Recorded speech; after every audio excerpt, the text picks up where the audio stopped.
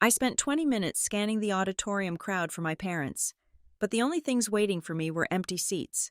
They told me they were too busy for my graduate school commencement, yet somehow found the time for a cousin's barbecue that same weekend. I learned right then that I was invisible to them unless I was useful. It is funny, though, how quickly their eyesight improved the moment I signed a contract worth $5 million a month. The velvet rope separating the graduates from the families was a thick, braided crimson, heavy with the weight of tradition. I stood on the auditorium floor, wearing a polyester gown that trapped the heat of 3,000 bodies, and I felt a coldness in the center of my chest that had nothing to do with the air conditioning. They call your name, you walk across the stage, you shake a hand, you take a leather folder that is currently empty because the actual diploma comes in the mail. It is a ritual of passage. It signifies that you have completed something difficult. For most of the people around me, it was a collective victory. I could hear them. The air was vibrating with the sound of air horns, screaming mothers, and fathers whistling through their fingers. To my left, a girl named Sarah was frantically waving at a pocket of people in the balcony who were holding up a sign that said, "We love you, Dr. Sarah?" in glitter glue. I scanned the crowd again. I knew where the empty seats were. I had reserved them. Row G, seats 14 and 15. I had texted the directions 3 times. I had sent a calendar invite. I had called 2 days ago to confirm they knew where to park. Row G remained empty. The 2 gray folding chairs sat there like missing teeth in a perfect smile. Ella White. The dean read my name with the same monotone cadence he had used for the 200 people before me. I walked. My heels clicked against the hardwood stage. I did not look up at the balcony. I did not pause for a photo OPP with the crowd in the background because there was no one in that background looking for me. I shook the hand. I took the folder. I walked down the stairs on the other side. It was over in 12 seconds. After the ceremony, the crowd dissolved into a chaotic, joyous mess of hugs and bouquets. I navigated through the sea of families, feeling like a ghost haunting a celebration of life. I found a quiet corner near a vending machine and took my phone out. Nothing. No missed calls. No texts. I needed proof I was here. I needed evidence that I had finished my master's degree, even if no one witnessed it. I held my phone up, angled my chin down to hide the tightness in my throat, and forced a smile. The flash went off. I looked at the photo. My eyes were too bright. The smile looked like something painted on a porcelain doll that had been dropped on the floor. It looked like desperation. I deleted it immediately. I drove home in silence. The radio felt too loud. The silence felt too loud. I went to my apartment, hung the gown in the closet, and sat on my couch staring at the blank television screen. 4 hours later, my phone buzzed. It was a text from my mother. "Proud of you. Busy day." Attached to the message was a photo. It was blurry, taken in low light. It showed a table at a steakhouse. There was a half-eaten ribeye, a glass of red wine, and my father's hand reaching for a bread basket. They were at dinner. They were not in the hospital. They were not stranded on the side of the highway with a flat tire. They were eating dinner. I stared at the image of the steak. The timestamp on the photo was 6 in the evening. My ceremony had ended at 4. They could have made it. They could have driven the 2 hours. They simply chose not to. I typed a response. I deleted it. I typed another one. I called instead. My mother answered on the second ring. The background noise was loud. Clinking silverware. Laughter. "Hello?" "Hi, Mom," I said. I struggled to keep my voice steady. "I got your text." "Oh, good. Did you get the picture? Your father ordered the cowboy ribeye. It is huge. You should see it." I swallowed the lump in my throat. "Mom, I was looking for you guys today.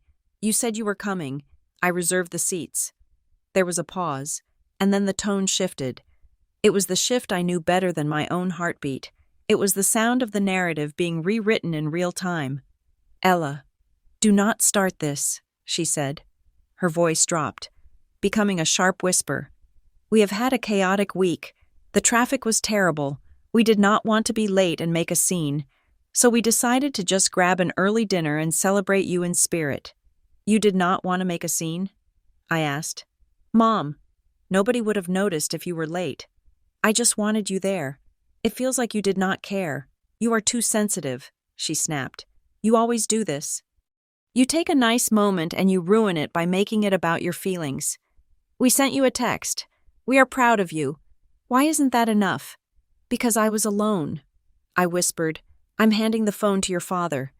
She said, I cannot deal with this mood right now. There was a fumbling sound, and then my father's voice came on the line. It was deep, calm, and utterly detached from the emotional reality of the conversation. Hey, kid, he said. Congrats on the degree.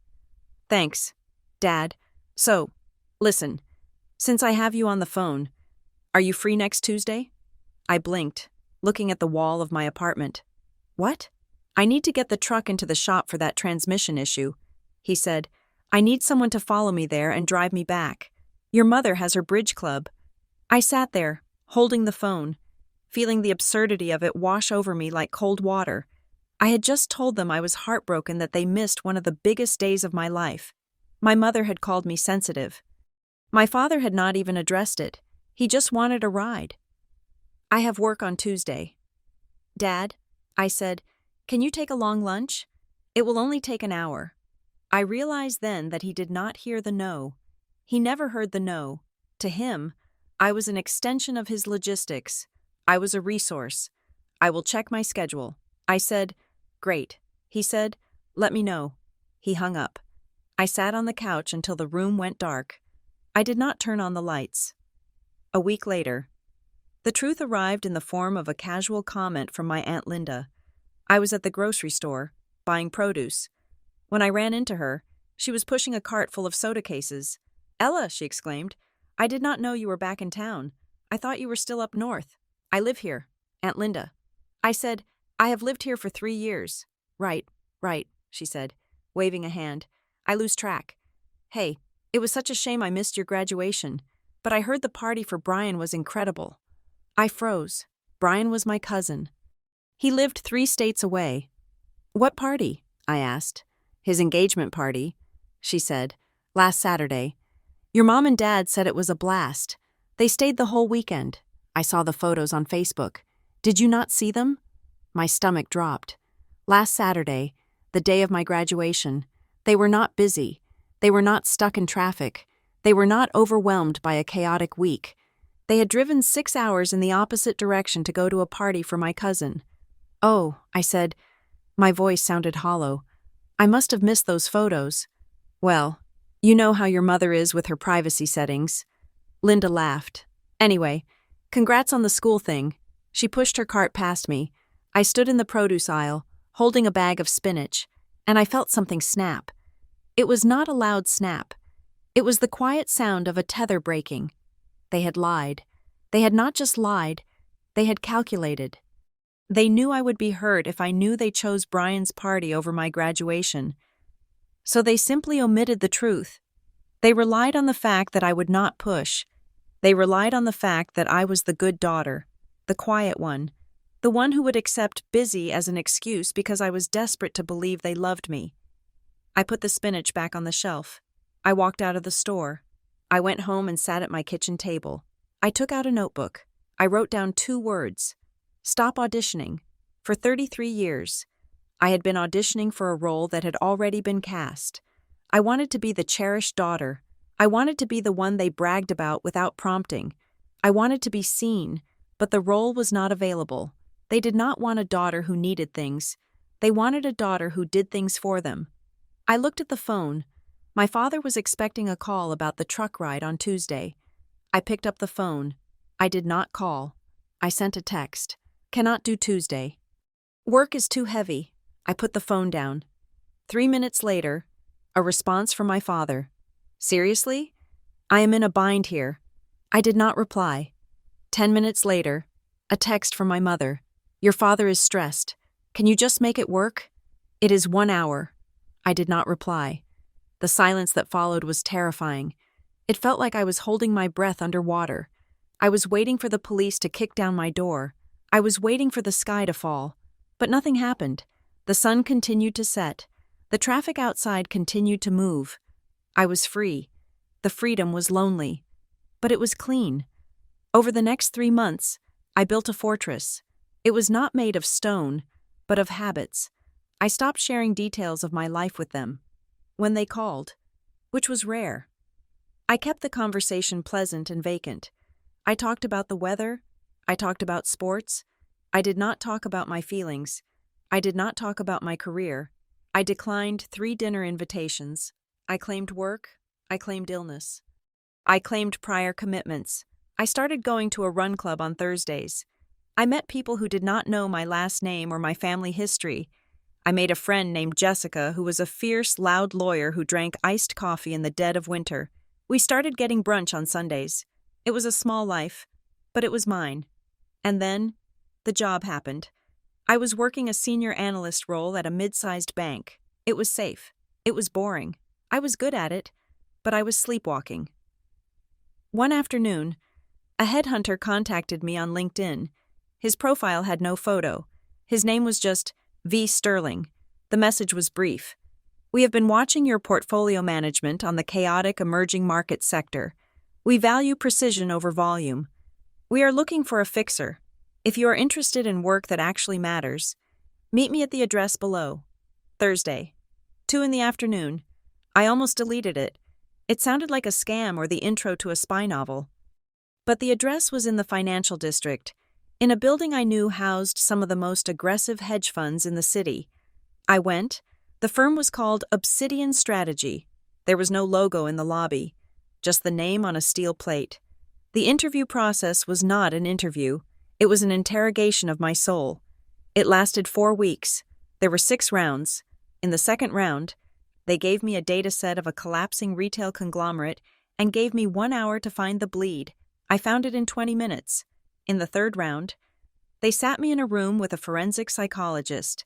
She was a woman in her 60s with eyes that looked like they had seen the bottom of the ocean. Ella, she said, imagine you are managing a fund worth $10 billion. A crisis hits. You have to make a call that will save the fund, but bankrupt a small supplier that your brother-in-law owns. What do? I bankrupt the supplier. I said, why? Because my fiduciary duty is to the fund. The personal relationship is a liability. She made a note. Let us raise the stakes, she said. Your mother is sick. She needs a treatment that costs $2 million. It is not covered by insurance. You have access to an account that no one checks. You could borrow the money and return it before the quarter closes. No one would know. Do you do it? I hesitated. Not because I would steal the money, but because the question felt like a physical blow. No, I said. Why? Because if I steal it, I am compromised. Once I'm compromised, I am owned. She leaned forward. Does your family own you? Ella? The room went very quiet. The air conditioning hummed. No, I said, not anymore. She stared at me for a long time. Then she nodded. The final round was with the managing partner. His name was Silas. He wore a suit that cost more than my car. He sat behind a desk that looked like a slab of black ice. You are talented. Ella, he said, you see patterns that other people miss. You see the rot before the structure collapses. I try to. I said, this job is not for everyone. He said, we handle wealth that is sensitive. We clean up messes for families and corporations that cannot afford to be seen making messes. The pressure is absolute. The secrecy is absolute. If you talk about your work, you are fired. If you fail to hit your targets, you are fired. I understand. Do you? He slid a document across the desk. This is the compensation package. I looked at the number. I blinked. I looked again. It was not a salary. It was a fee structure. Base salary, $300,000. Performance bonus, $5 million per month. Contingent on successful resolution of active crisis portfolios. I looked up at him. This is a typo. It is not. Silas said, the portfolios you will be handling are hemorrhaging hundreds of millions a month. If you stop the bleeding, $5 million is a rounding error to our clients. You eat what you kill. Ella. You save the ship, you get a piece of the cargo, you let it sink. You drown with it. $5 million. A month. If I held the job for 1 year, I would have more money than my parents, their parents, and everyone I had ever met combined. I could buy freedom. I could buy a fortress that was made of actual stone. But the risk, if I failed, I would be out on the street with a destroyed reputation. Do you have a family that will be a problem? Silas asked. We have had analysts before who crumble because their parents or spouses cannot handle the pressure or the money. I thought about the empty seats at graduation. I thought about the blurry photo of the steak. I thought about the cousin's party. I have no family obligations, I said. My voice was steady. I am alone. Silas smiled. It was not a warm smile. It was a smile of a shark recognizing another shark. Sign the bottom line. I picked up the pen. My hand was shaking. Just a little. I pressed the tip to the paper. The ink was black. I signed, Ella White. I walked out of the building and into the blinding sunlight of the city. The noise of the street hit me like a physical wave. Taxis honking, tourists shouting, drills hammering into concrete. I wanted to call someone. The instinct was so deep, so primal. I wanted to call my mom and say, "You will not believe what just happened. I am going to be rich. I am going to be powerful." I pulled my phone out. I stared at her contact name. Mom. If I told her, she would scream. She would cry. She would tell everyone she knew. And then, slowly, the requests would start. The debts, the investments, the expectation that since I had so much, I owed them everything. They would feast on my success the way they had never feasted on my struggle. I put the phone back in my pocket. No, this was mine. I walked to the subway. I rode the train back to my small apartment with the leaky faucet and the view of the brick wall. I went into my bedroom. I opened the closet door. On the top shelf, pushed back into the shadows, was my graduation cap. The black fabric was gathering dust. The tassel was tangled. I reached up and touched it. I had thought about throwing it away. It was a symbol of a day that hurt, a day that proved I was not enough for them. But as I touched the cardboard edge of the cap, I realized I was wrong. It did not prove I was not enough. It proved I could stand alone. I had walked that stage alone. I had earned that degree alone. And now, I had signed a contract that would change my entire existence, alone. I took the cap down. I dusted it off. I set it on the dresser, right next to my mirror. I looked at my reflection. I looked tired. I looked pale. But I looked solid. Welcome to the rest of your life. Ella. I said to the empty room. I did not smile. I did not need to force a smile anymore. I just breathed, and for the first time in 33 years, the air tasted like my own. The silence of the Obsidian strategy offices was different from the silence I had grown up with. The silence of my childhood home was a vacuum, a space where I ceased to exist because no one was looking at me. It was a cold, passive emptiness. But the silence here, on the 42nd floor of a building that did not list our company name in the lobby directory, was heavy. It was pressurized. It was the silence of a bomb squad deciding which wire to cut. My life became a series of gray rooms and glowing screens. I arrived at 6 in the morning and left when the city lights were blurring into streaks of gold and red. The anonymity of the job was suffocating for some of the other analysts, brilliant men and women who had graduated from Ivy League schools and were desperate to brag about their placements. They lasted 3 months, maybe 4, before the urge to be recognized drove them out. But for me, the anonymity was comfortable. It felt like a coat I had been wearing my entire life. I was used to being the ghost in the room. I was used to fixing things without expecting applause. Silas, the managing partner, noticed this. He would stand by my desk, watching me dissect a portfolio with the detached precision of a surgeon. "You are frighteningly good at being invisible." "Ella," he told me once, "I learned from the best," I replied, keeping my eyes on the data stream. My first impossible save came 6 weeks in. It was a Tuesday. The markets were jittery, reacting to rumors of a trade embargo in the Pacific. I was monitoring a legacy conglomerate that held massive debt obligations in the shipping sector. On the surface, their balance sheet looked robust. They had cash reserves. They had assets. Every other analyst had rated them as a safe harbor. But I saw a flicker. It was a small discrepancy in their accounts receivable turnover, cross-referenced with satellite data of their actual shipping container movements. They were reporting revenue for goods that were sitting stagnant in ports. They were cooking the books, but they were doing it elegantly, hiding the rot inside complex derivative structures that acted like a shell game. If the market opened the next morning without intervention, the conglomerate would default on a 9-figure bond payment, the shockwave would vaporize pension funds, destabilize 3 mid-sized banks, and wipe out billions in market capitalization. I walked into Silas's office. I did not knock. "They are insolvent," I said. He looked up from his espresso. "Explain." I laid the charts on his desk. I traced the line of the lie with my finger. "They are counting future projections as current liquidity. The moment the bell rings tomorrow, they miss the bond payment. The stock goes to zero." Silas stared at the paper. He picked up his secure phone. He made one call. It lasted 40 seconds. By midnight, we had restructured the debt, forced a quiet liquidity injection from a private equity partner, and ousted the CFO who had engineered the fraud. The market opened the next morning, and the stock price didn't even wobble. The world went on, completely unaware that it had been standing on the edge of a cliff.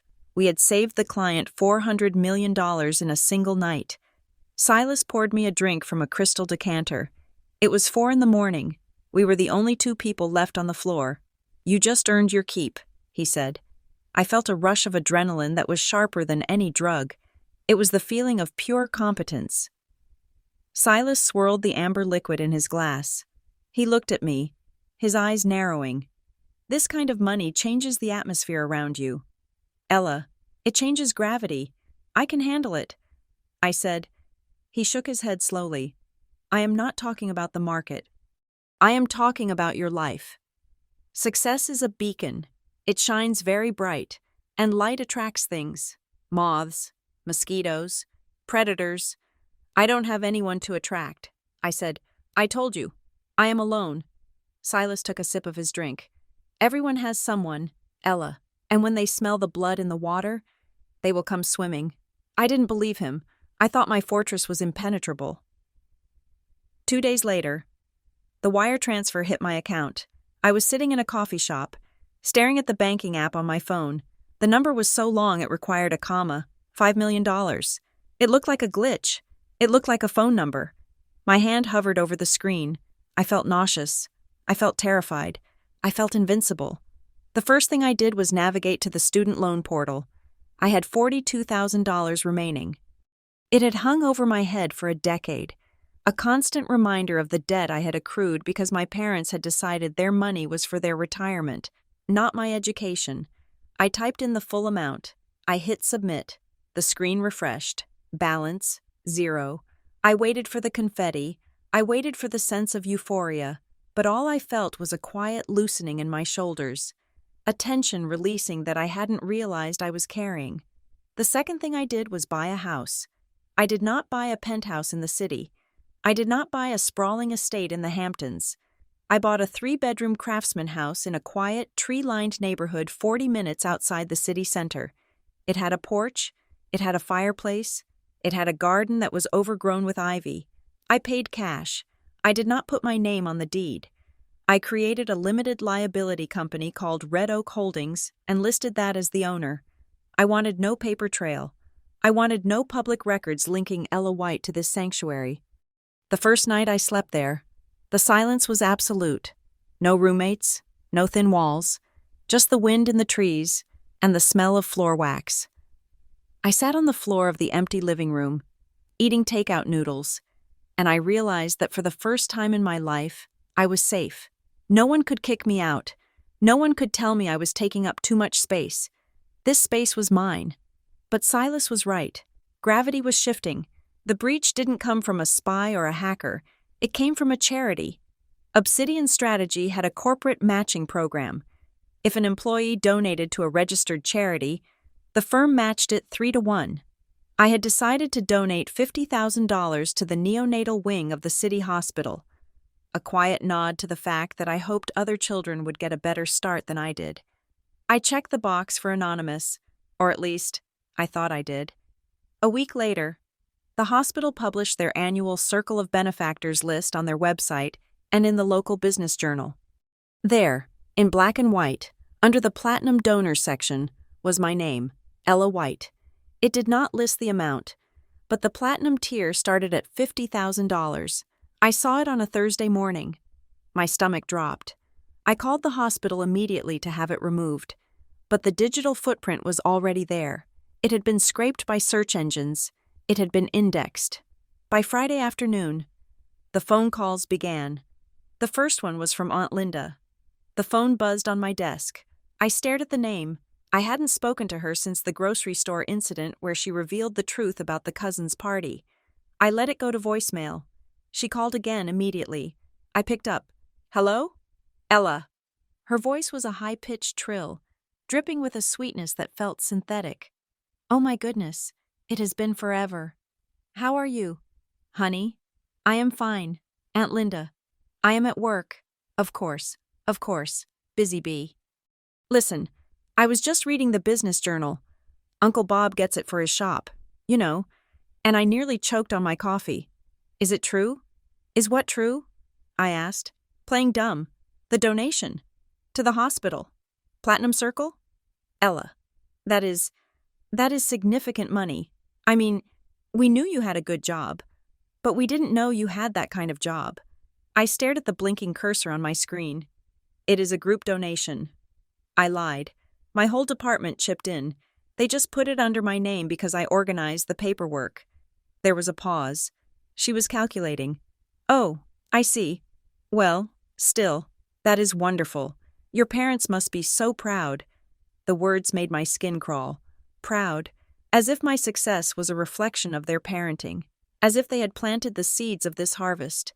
"I haven't told them." I said, "You haven't?" "Oh, Ella, you have to. Family celebrates family. That is what we do. We don't.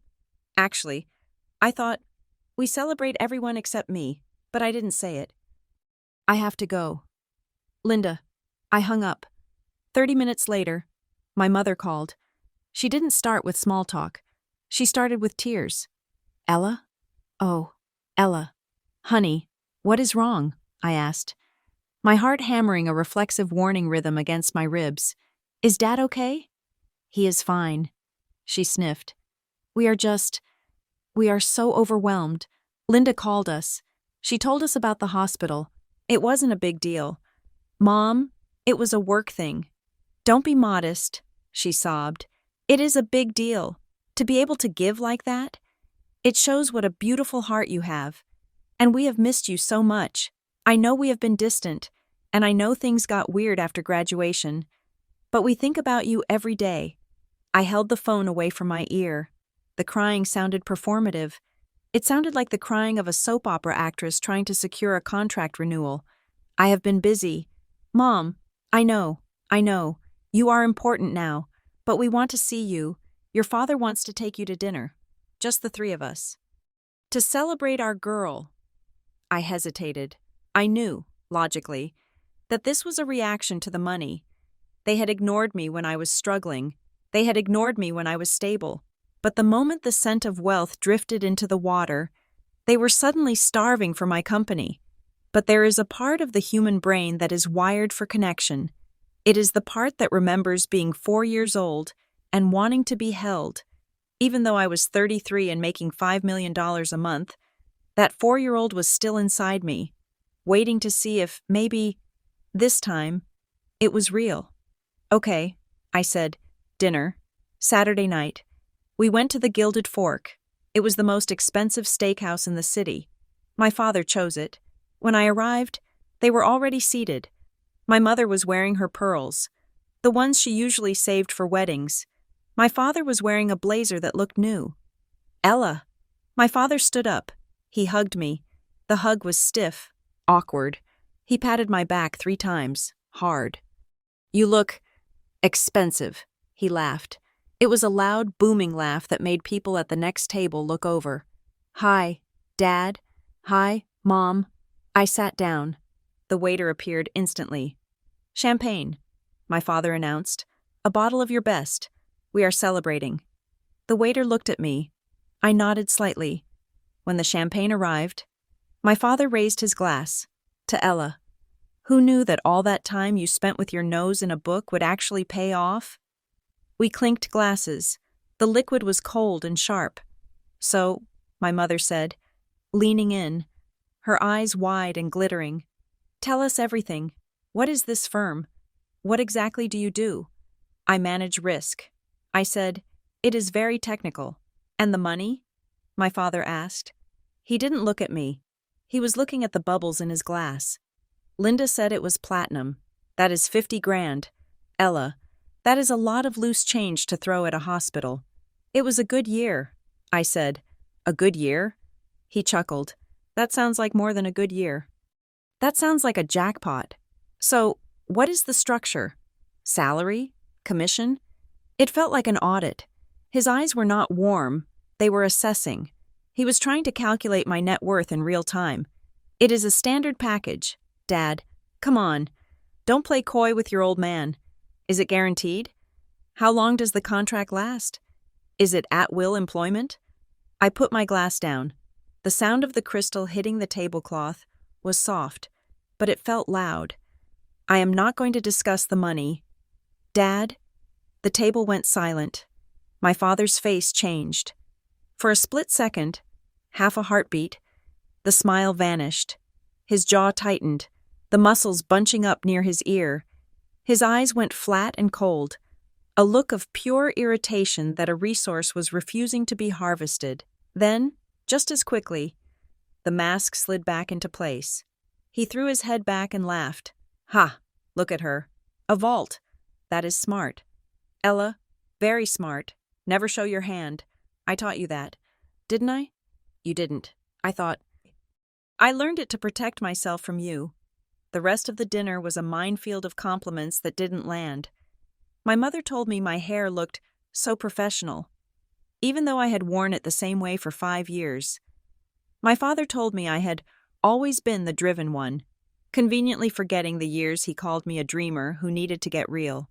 When the check came, my father made a show of reaching for his wallet. He patted his pocket. He frowned. "Oh, for crying out loud," he muttered. "I must have left my card in the other jacket." He looked at me, a look of staged helplessness. I didn't say anything. I just watched him. "Ella, honey, could you get this one?" he asked. "I will Venmo you my share later."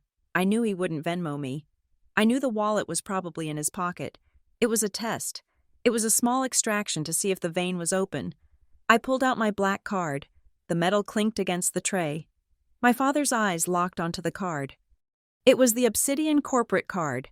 Heavy, matte black, no limit. "Nice," he whispered. I paid. I didn't verify the tip. I just wanted to leave. We walked out to the valet stand. My mother hugged me again. This time, she held on too tight. "We are just so happy for you," she whispered. "We need to do this more often. Family is the most important thing. Ella, don't forget that." I drove home feeling dirty. I felt like I had been slimed. The next morning, I woke up to a notification on my phone. Facebook. My mother had tagged me in a post. I opened the app. It was a photo of me when I was 7 years old. I was sitting on the front porch of our old house, holding a scuffed notebook. I looked sad in the photo. I remembered that day. I had been crying because my father had thrown away my drawings to make room in the garage for his golf clubs. But the caption read, "Looking at this sweet face and feeling so overwhelmed with pride, we always knew our Ella was destined for greatness. We always believed in her, even when the path was hard. So proud of the woman you have become and the success you have earned. Love you to the moon and back. Proud parents." Family first success. The post already had 40 likes. Comments were pouring in from relatives and neighbors. "She has such wonderful parents. You guys did a great job raising her. Love this family." I stared at the screen until my vision blurred. Rage is usually described as hot, but this was cold. It was ice water in my veins. They were rewriting history. They were taking the neglect, the dismissal, the years of making me feel small, and they were painting over it with a narrative of support. They were claiming credit for the survival of the child they had abandoned emotionally. They were using my success to polish their own image. I didn't scream. I didn't throw the phone. I called my mother. She answered on the first ring. "Did you see the post?" she chirped. "Everyone is loving it." Aunt Linda shared it. "Take it down," I said. My voice was very quiet. "What?" she asked. "Take the post down." "Mom, why?" "It is a sweet photo.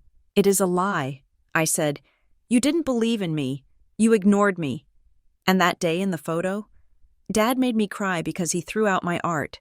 "Do not use me for likes." There was a silence on the line. Then, her voice shifted. It became the voice of the victim. "I cannot believe you are being like this. We are trying to celebrate you. We are trying to show people how proud we are. Why do you have to be so difficult?" "I am not being difficult. I am being honest. Take it down." "No," she said. "I will not. It is my page, and it is my daughter. You are being incredibly ungrateful." "Ella, after everything we have done for you, everything you have done for me?" I asked. "You missed my graduation because you were at a barbecue. You didn't call me for 3 months until you found out I had money." "That is not true," she shouted. "You are twisting things. You are remembering it wrong because you want to be the victim." "I am not the victim." I said, "I am the one with the checkbook." I shouldn't have said it. It was a slip. It was a weaponization of the money that I had sworn not to do. "Aha," she said. Her voice went soft and venomous. "So that is what this is. You think because you have a little money now, you are better than us? You think you can order your mother around?" "I am hanging up," I said. "If the post is not down in an hour, I am blocking you." I hung up. I sat in my beautiful, quiet living room. My hands were shaking. I checked Facebook an hour later. The post was still there. In fact, she had added a comment. "Dealing with some negativity today, but focusing on the love. Families are complicated, but love conquers all." She was baiting me. She was setting the stage. She was casting me as the difficult, ungrateful child and herself as the long-suffering, loving mother. She had chosen the performance over the truth. I put the phone down on the coffee table. Silas had warned me about the predators. He had warned me about the sharks, but he hadn't warned me that the sharks would look like the people who raised me. I stood up and walked to the window. I looked out at the oak trees in my yard. If they wanted a war, they were going to be disappointed. I wasn't going to fight them. I wasn't going to scream. I was going to do what I did best. I was going to manage the risk. And if the risk couldn't be managed, I was going to liquidate the asset. But deep down, beneath the anger and the strategy, I felt a crack forming in my chest. It was the heartbreak of realizing that even $5 million couldn't buy the one thing I actually wanted. I couldn't buy parents who loved me for me. I could only buy parents who loved me for what I could give them. And that was a poverty no amount of money could fix. The invitation came in the form of a group text, the modern equivalent of a summons. "Family barbecue at Aunt Linda's. Saturday at 2. Everyone is coming. Please do not be the stranger. Ella, we miss you." It had been 2 weeks since the Facebook incident. The photo of 7-year-old me had remained up for 3 days before my mother finally archived it. Not because she respected my boundary, but because she had milked every ounce of validation from it. The comments had tapered off. The dopamine hit had faded, and now they needed a new supply. I debated not going. The sanctuary of my house, with its silent rooms and the oak trees that whispered against the siding, was addictive. I felt safe there. But isolation has a way of breeding paranoia. I needed to see them. I needed to look them in the eyes and gauge the temperature of the water. I needed to know if the sharks were circling or if they had lost interest. I drove my 10-year-old sedan to the barbecue. I had bought a luxury SUV 2 weeks ago, a tank of a car with bulletproof glass, on the recommendation of my security team, but I left it in the garage. I did not want to flash wealth. I wanted to appear boring. I wanted to appear finite. When I pulled into Aunt Linda's driveway, the smell of charcoal and cheap beer hit me instantly. It was the scent of my childhood. I walked into the backyard. It was crowded. There were cousins I hadn't seen in 5 years, uncles who were nursing gout and grievances, and a swarm of children running through the sprinkler. Ella! It was Uncle Steve. He was a large man who had spent his life bouncing between construction jobs and investment opportunities that usually involved multi-level marketing. He had a beer in one hand and a half-eaten hot dog in the other. "Look at you," he boomed. "The city slicker returns." "Hi, Steve," I said. He draped a heavy, sweaty arm around my shoulders. I stiffened. "We were just talking about you," he said, lowering his voice to a conspiratorial rumble. "Your dad was telling me about the new gig. Risk management, right? High stakes? Something like that." Steve nodded, looking at me with a newfound respect that felt greasy. "Good for you. You know, your dad has been breaking his back at that plant for 30 years. His sciatica is killing him." I waited. I knew the pivot was coming. He is tough. Steve continued, taking a bite of the hot dog. "But he is tired. We were saying, now that Ella has hit the big leagues, maybe George can finally hang up the boots. Eh? Maybe buy that boat he has been talking about since '95. He winked. It was not a question. It was an assumption. It was a social script that had been written without my consent. The child succeeds. The parents feast.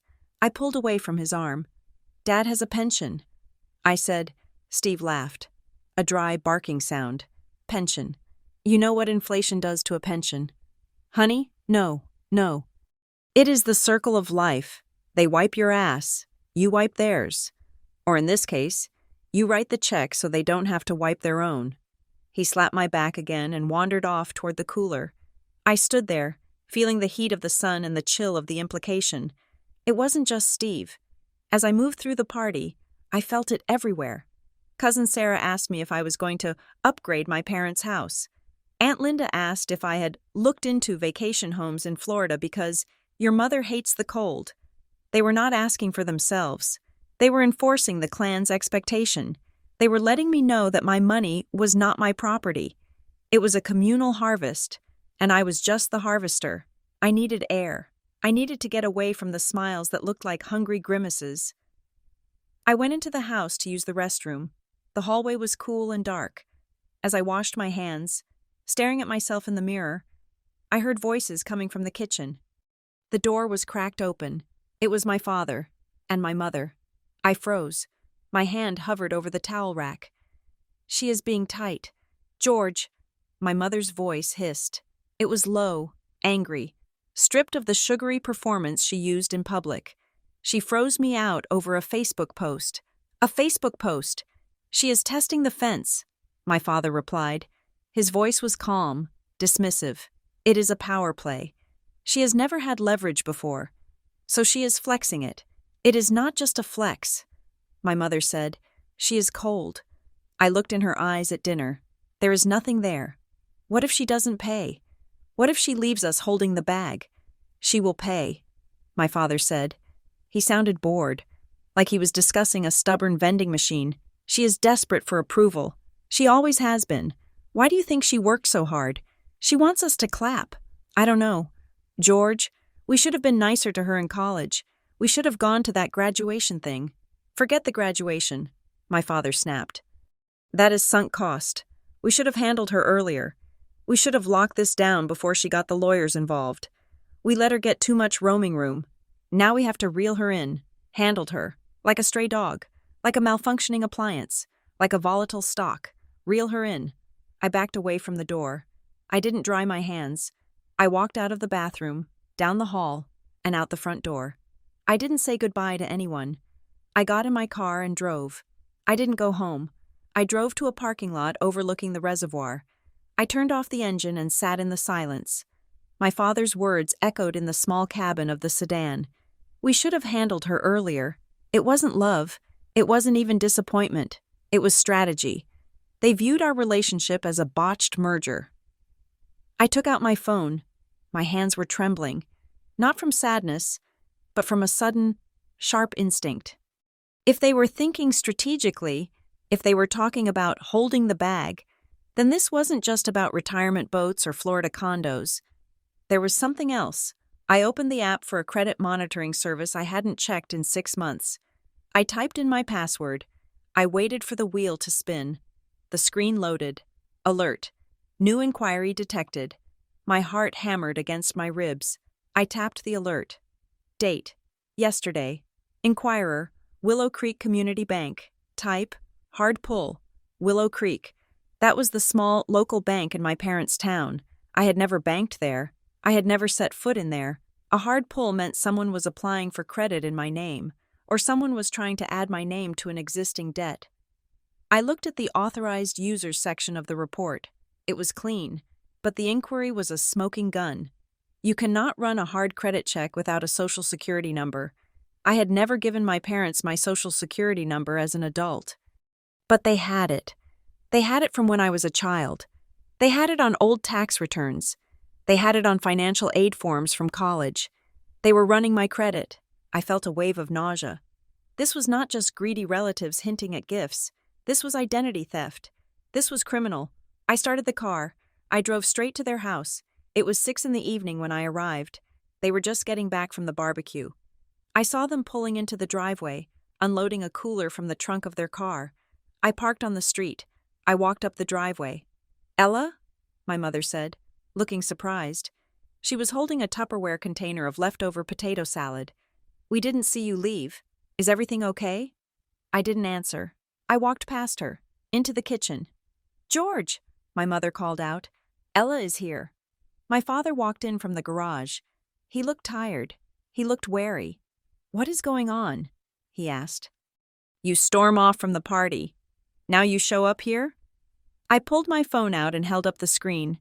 "Why did Willow Creek Bank run a hard credit check on me yesterday?" I asked. The room went very quiet. The refrigerator hummed. My father looked at the phone, then at me. His face didn't twitch. He was a good poker player. "I have no idea what you are talking about," he said. "Do not lie to me." I said. My voice was low. It was the voice I used when I was negotiating a liquidation. "I never authorized an inquiry. That bank is 2 miles from this house. Who gave them my social security number?" My mother set the potato salad down on the counter. Her hands were shaking. "Ella, you are being paranoid," she said. "Maybe it was a mistake. Banks make mistakes all the time. Why would we run your credit? To see how much I am worth," I said, "or to try and take a loan out in my name." My father laughed. It was an incredulous, offended sound. "You think we are criminals? We are your parents. We fed you, we clothed you, and now you come into our house and accuse us of identity theft? You have let this money rot your brain." I stared at him. I wanted to believe him. I wanted so badly to believe that it was a clerical error. And then, my mother spoke. "We were just trying to help," she blurted out. My father whipped his head around to glare at her. "Linda, shut up." "Help how?" I asked. Turning to her, she was wringing her hands. We were talking to Mr. Henderson at the bank. You remember him? He handles our mortgage. We were just chatting about how well you were doing, and he mentioned that with your income, you could probably get a much better rate on things." "On things?" I asked. "On what things?" "On the refinancing," she whispered. I felt the blood drain from my face. "Refinancing. You tried to refinance your house in my name?" "Not in your name," my father shouted. He stepped forward, aggressive now. "As a cosigner. We are underwater. Ella. The interest rate is killing us. We thought if we added you, we could drop the rate 5 points. We were going to ask you. We just wanted to see if the numbers worked first. You ran my credit without my permission." I said, "That is fraud." "It is family," my mother wailed. She started to cry. Real tears this time, fueled by panic. "We are drowning. Ella. And you are sitting on millions. Why do we have to beg? Why do we have to steal crumbs when you have the whole loaf?" "Because it is mine," I said, and then my mother slipped. "It is not just yours," she screamed. "You think you got there alone? Who paid for your braces? Who paid for your first car? We sacrificed everything. And now you pay off your student loans in secret and don't even tell us? I stopped. I paid off my student loans 3 months ago. I did it online. I did it from my house. I told no one. Not Aunt Linda. Not a soul. How do you know I paid off my loans? I asked. My mother froze. Her mouth opened, then closed. My father looked at the ceiling. You checked my balances. I said, it wasn't just an inquiry. You accessed my accounts. How? Mr. Henderson. My father muttered. He might have bent the rules. He looked you up. He saw the payoff to the federal servicer. I looked at them. They looked small. They looked pathetic. And they looked dangerous. They had a banker in their pocket who was willing to break privacy laws to spy on me. I am leaving. I said, Ella, wait. My mother grabbed my arm. Her grip was desperate. You can't just leave. We are in trouble. Real trouble. I pulled my arm away. I am freezing my credit. I said, if you or your friend, Mr. Henderson, try to access my name again, I will file a police report. And I'm not refinancing your house. I walked out. You are a cold bitch, my father shouted after me. His voice cracked. I hope that money keeps you warm at night. I drove home. I didn't cry. I didn't feel sad. I felt like I was in the middle of a work crisis. The emotion was gone. There was only the problem and the solution. The next morning, I hired a shark of my own. His name was Vance. He was not a corporate lawyer. He was a specialist in high-conflict family asset protection. Silas had recommended him. I sat in his office, which smelled of leather and old paper. Freeze everything, Vance said. He was typing rapidly on a secure laptop. We are placing a fraud alert on all 3 bureaus. We are putting a title lock on your property. I am sending a cease and desist to Willow Creek Bank regarding any access to your data. If they so much as Google you, I want them to fear a federal audit. Do it, I said. He looked at me over his glasses. You need to understand something. Ella, this isn't a spat. This is a siege. They have justified their actions in their heads. They believe they are entitled to your resources. They will not stop because you asked nicely. They will only stop when they hit a wall. Build the wall, I said. We spent the next 3 hours hardening my life. We set up 2-factor authentication on everything. We moved my liquid cash into accounts they couldn't trace. We created a legal firewall that made Fort Knox look like a gazebo. I went home feeling secure. I thought I had plugged the leaks. 2 days later, the courier arrived. He was a young man on a bicycle. He handed me a thick envelope. It was addressed to my parents' house, but there was a yellow sticker on it. Forward to known address. My stomach turned over. How did they get my address? I opened the envelope. It was a legal notice. Superior Court of the State. Plaintiff. Dominion Capital Ventures. Defendants. George White, Martha White, and Does 110. Notice of joinder and demand for payment. I sat down on the front steps. I read the document. The legalese was dense, but I spoke the language of debt. 5 years ago, my parents had co-signed a business loan for a man named Jerry Miller. I knew Jerry. He was a family friend who always had a get-rich-quick scheme. This scheme was a franchise of gyms that never opened. The loan was for $200,000. It was a balloon note, interest only for 5 years, with the full principal due at maturity. Maturity was last week. Jerry Miller had declared bankruptcy and vanished. The collateral, the gym equipment, was worthless. The lender, Dominion Capital, was now coming after the co-signers, my parents. But that wasn't the worst part.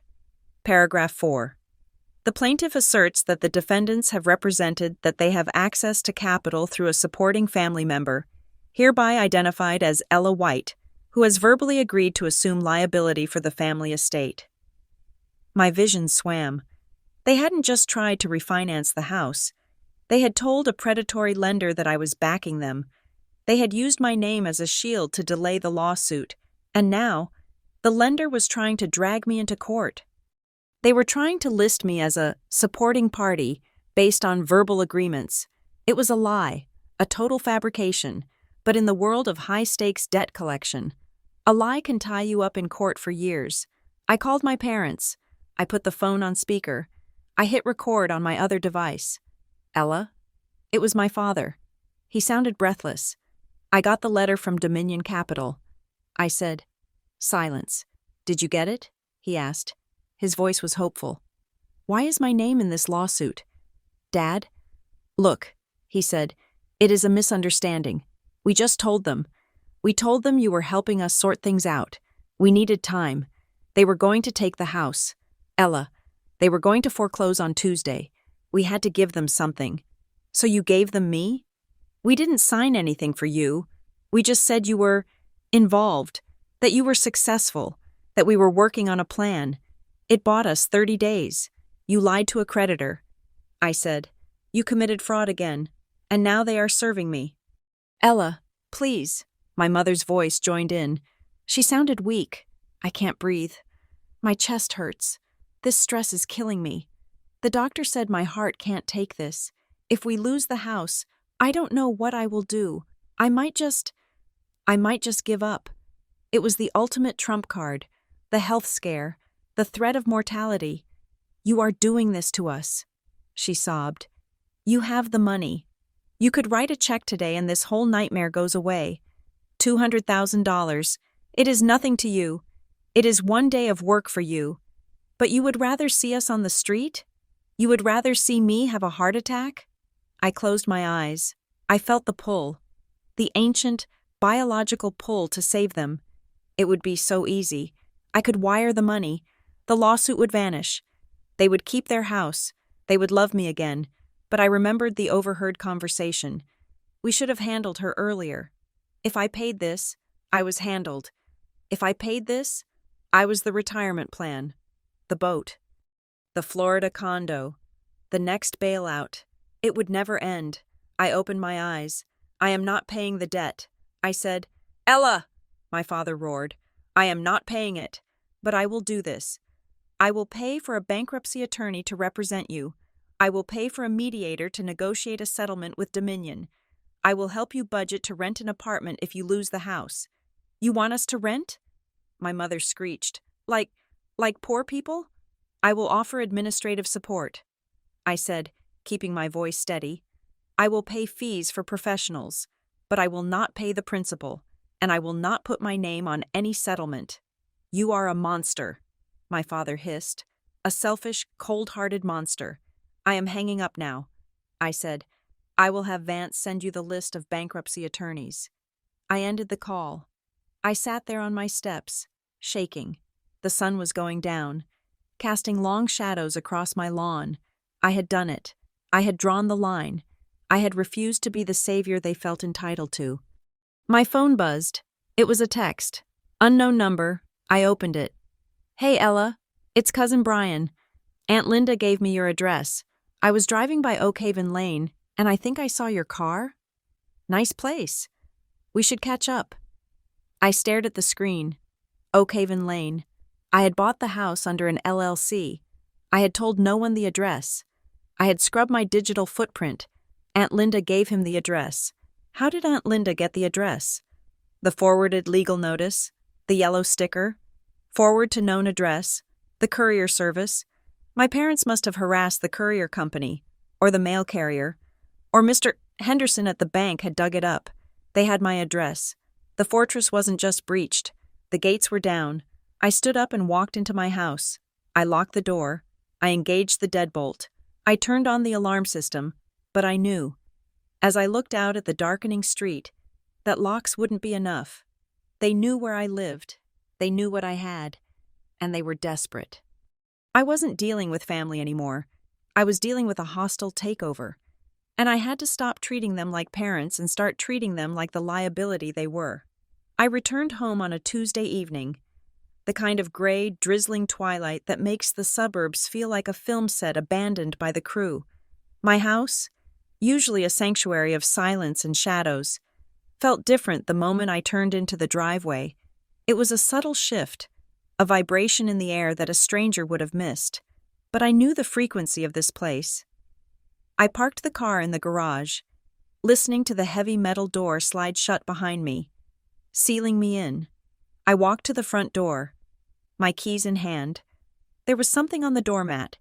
It was not the usual glossy junk mail or a menu from the local pizza place. It was a single sheet of heavy cardstock, printed in black and white. I picked it up. To the administrator of Red Oak Holdings. My heart stopped. It did not skip a beat. It simply ceased to function for a terrifying second. Red Oak Holdings was the limited liability company I had formed solely to hold the title of this house.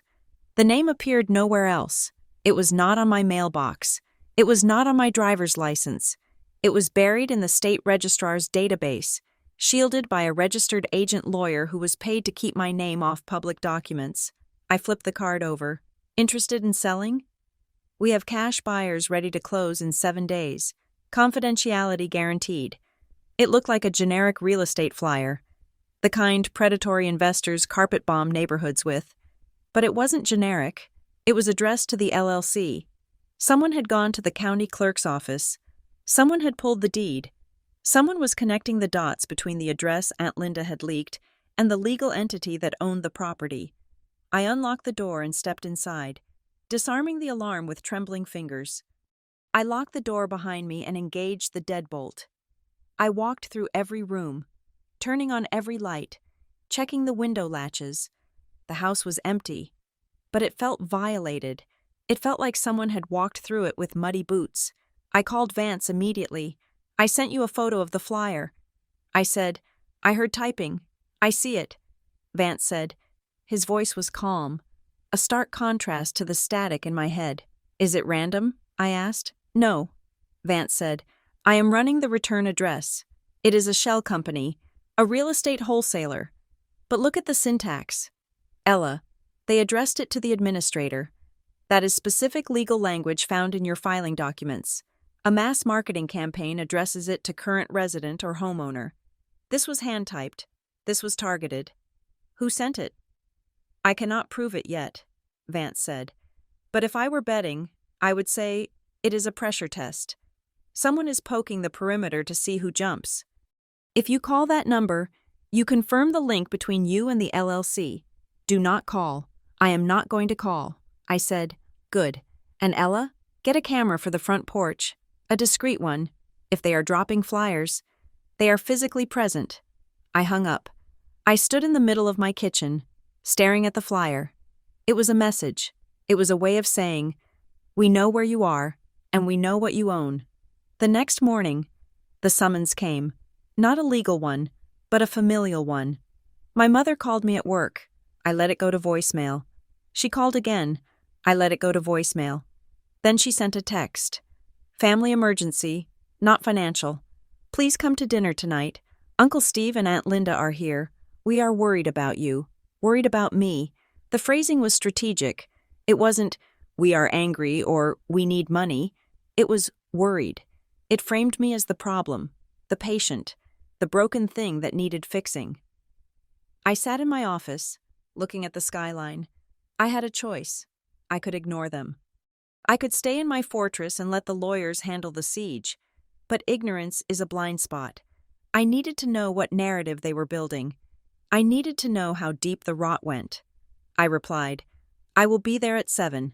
I have 1 hour. The rest of the day was a blur of high-stakes crisis management. I was handling a portfolio for a logistics company that was facing a hostile takeover from a foreign competitor. The numbers were massive.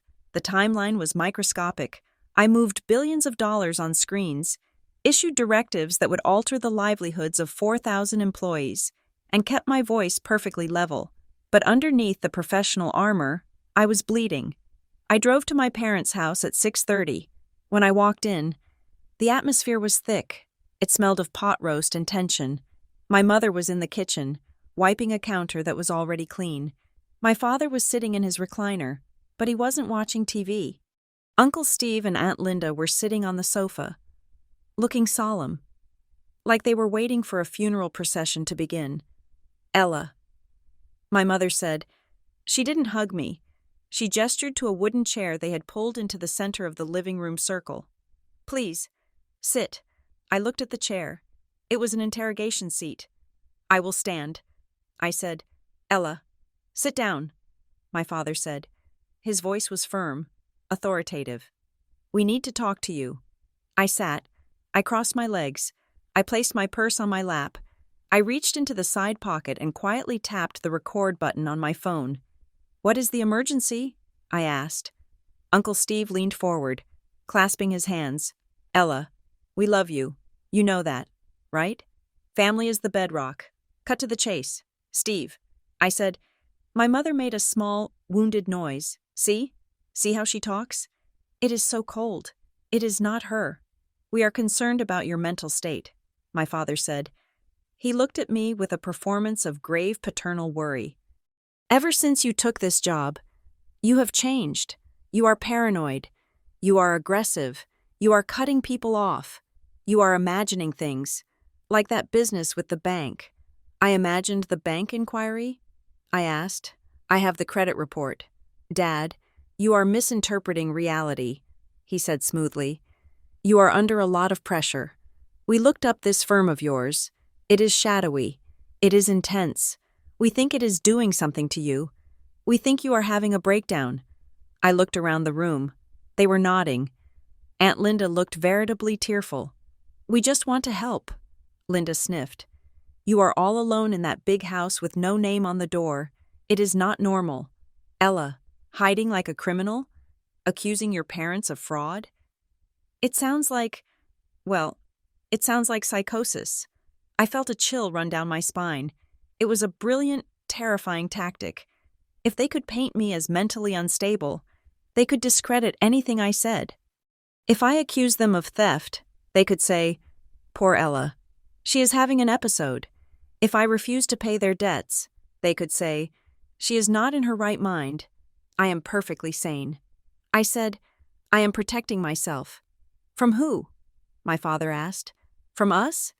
From the people who raised you?" That is the paranoia talking. He stood up and walked over to me. He put a hand on my shoulder. It felt heavy. "Look, honey," he said gently, "we have been talking. We think you need to decompress. You need to step back from the edge. And until you are feeling like yourself again, we think it is best if we help you carry the load." "Carry the load," I repeated. "The financial load," he said. "You are a target right now. You said it yourself. People are after the money. So, to protect you, we think you should move your liquid assets into a family trust." I stared at him. I didn't blink. "A family trust?" I said, "Yes." He said, "I will manage it. Uncle Steve will act as a witness. We will keep it safe. We will pay your bills. Make sure your mortgage is covered. And we will hold the rest until you are, until you are stable. It is for your own protection." The audacity was breathtaking. It was a heist disguised as a hug. They wanted me to voluntarily hand over the keys to the kingdom under the pretense that I was too crazy to drive. "And if I refuse?" I asked. My father sighed. He looked at my mother. "Then we might have to take steps," he said, "to ensure you get the help you need. There are legal avenues for families with a member who is incapacitated. They were threatening me with a conservatorship. They were threatening to Britney Spears me." I stood up. I brushed my father's hand off my shoulder. "I am not incapacitated. Dad, I am the most competent person in this room. I manage risk for a living. And right now, the biggest risk to my future is sitting in this living room." My mother erupted. It was instantaneous. The mask of concern fell away, replaced by a jagged, red-faced fury. "How dare you!" she screamed. She slammed her hand on the counter. "We are trying to save you, you ungrateful little brat. You think you are so special because you have money? You are nothing without us." "I am nothing," I asked. "I built this life. I paid off my loans. I bought my house. I did it while you were ignoring me." "We never ignored you," she shrieked. "You are punishing us. This is all because we missed that stupid graduation ceremony. You have been holding a grudge for months. You are twisting everything to make us look like villains because you are a vindictive, selfish child. It is not about the graduation," I said. My voice was rising, despite my best efforts to keep it locked down. "It is about the fact that you only call me when you want something. It is about the fact that you stole my social security number. It is about the fact that you see me as a bank account, not a daughter." I looked at my father. "Tell me the truth," I said. "Just once. Why didn't you come? Why didn't you care until the checks started clearing?" My father looked at me. His face was hard. The fake warmth was gone. "You want the truth?" he asked. "Yes. We didn't worry about you." "Ella," he said. The room went silent. "We didn't worry," he continued, his voice flat and practical. "You were always the smart one. You were the capable one. You did your homework. You made your own lunch. You never got in trouble. We didn't have to worry about you. And that makes it okay to ignore me?" I whispered. "Your brother needed us." He said, "Brian needed us. Your cousins needed us. They were messes. They needed money. They needed bail. They needed time. You? You were fine. You were always going to be fine. Why would we waste resources on the one child who didn't need saving?" I felt the air leave my lungs. It was the logic of a triage nurse. It was the logic of a mechanic fixing the squeaky wheel. I was punished for my competence. I was abandoned because I was strong, so because I could stand on my own. "You decided I didn't deserve a seat at the table?" I asked. "You have a seat now," my father said. "You have the head of the table. You have the money. So stop whining about the past and do your job. Help the family. That is what the strong one does." He said it with such absolute conviction. He truly believed it. He believed that my strength was a community asset, a natural resource that he had the right to mine because he had allowed it to grow. I looked at them. My mother, panting with rage. My father, cold and entitled. Uncle Steve and Aunt Linda, watching with hungry eyes. "I am not your resource," I said, "and I am not your retirement plan." I turned to the door. "If you walk out that door," my father said, his voice low and dangerous, "you are declaring war, and we will not go down quietly. We will tell everyone. We will tell the court you are unstable. We will tell the bank you promised to pay. We will ruin you. Ella, you can try."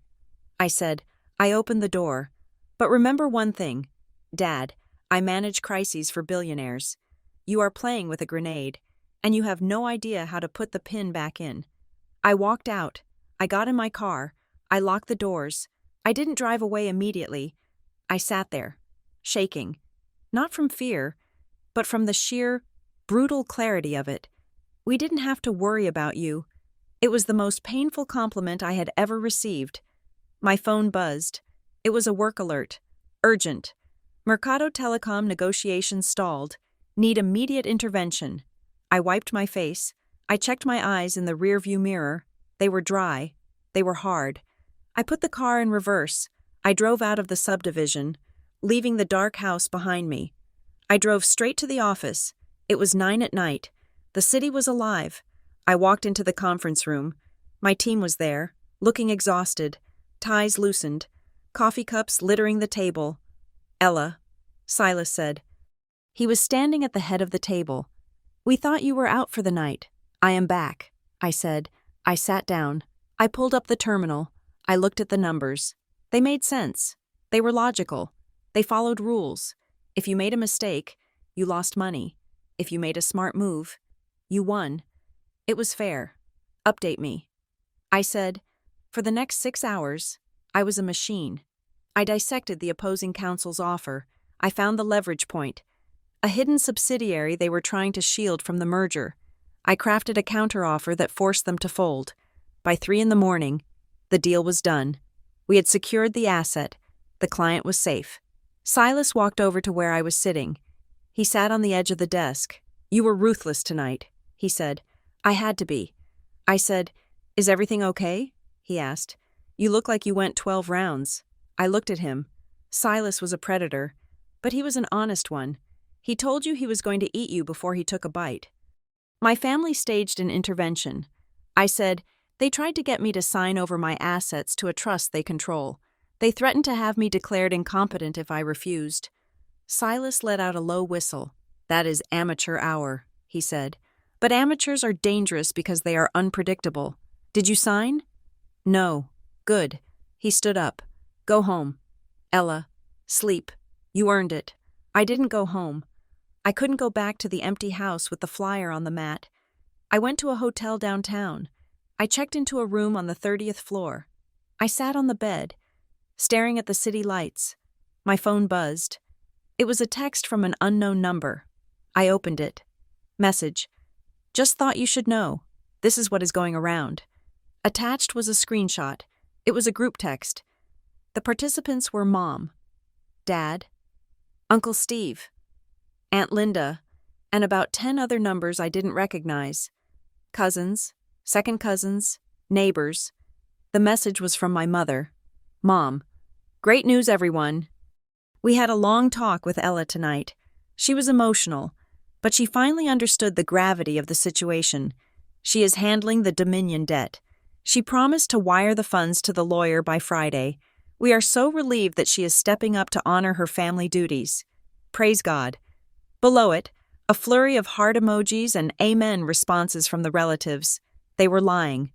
They were broadcasting a lie to the entire clan, and likely to the creditors as well.